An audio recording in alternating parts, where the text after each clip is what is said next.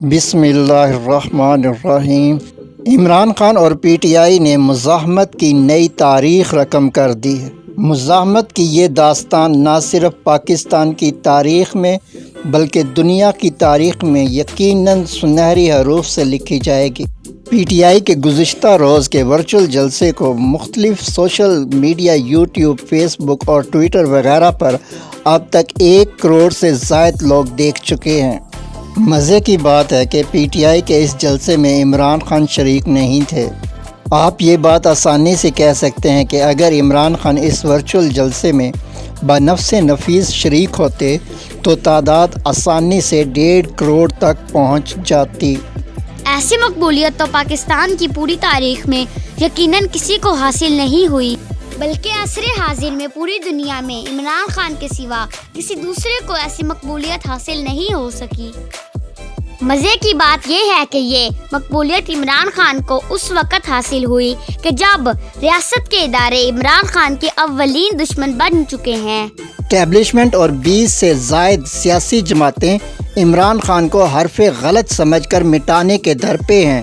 موجودہ فوجی قیادت عمران خان کے نام پر کانٹا لگا چکی ہے۔ آئی ایس آئی نے اب بھارت اور اسرائیل کی بجائے عمران خان کو اپنا اولین دشمن سمجھ لیا ہے، اور دنیا کی نمبر 1 خفیہ ایجنسی نے عمران خان کی مقبولیت کو ختم کرنے کے لیے اپنے تمام وسائل اس کام میں جھونک دیے ہیں۔ عالمی اسٹیبلشمنٹ امریکہ، برطانیہ اور انڈیا عمران خان کو وزیر اعظم کی نشست سے دور کرنے کے لیے اپنی ساری طاقت اور وسائل استعمال کر رہے ہیں۔ مغربی ممالک عمران خان کی دشمنی میں جمہوریت کی رٹ لگانا بھول کر آمریت اور فسطائیت کو فروغ دے رہے ہیں، جبکہ دوسری طرف پاکستانی عوام نے عمران خان کو اپنی ضد بنا لیا ہے۔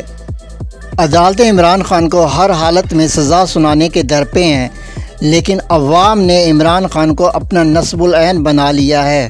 وہ کسی بھی صورت میں عمران خان سے دستبردار ہونے کے لیے تیار نہیں ہیں۔ نگران حکومتیں عمران خان کی تصویر تک نشر ہونے نہیں دے رہی، لیکن پاکستان کے لوگ عمران خان کے سوا کچھ دوسرا دیکھنا چاہتے ہیں، نہ سننا چاہتے ہیں۔ ایسی صورتحال پیدا ہو چکی ہے کہ کہنا پڑتا ہے کہ ساری دنیا عمران خان کی مخالف بن گئی ہے، لیکن ساری دنیا ہی اسے اپنا محبوب اور مرشد بنا چکی ہے۔ پاکستان کا میڈیا عمران خان کو سخت ناپسند کرتا ہے، مگر سوشل میڈیا پر عمران خان کے سوا کچھ بکتا ہی نہیں۔ صورتحال بدل چکی ہے۔ اب مین سٹریم میڈیا عوام کا نمائندہ نہیں رہا، بلکہ سوشل میڈیا ہی عوام کی آواز بن چکا ہے، اور سوشل میڈیا پر ہر طرف عمران خان ہی عمران خان ہے۔ چینل سبسکرائب کریں، بیل آئیکن ہٹ کریں تاکہ کوئی ویڈیو رہ نہ جائے۔ لائک کریں، شیئر کریں تاکہ کوئی ویڈیو رہ نہ جائے۔ والسلام عائشہ افضال اور سعد افضال، راؤ محمد سعد بن افضال۔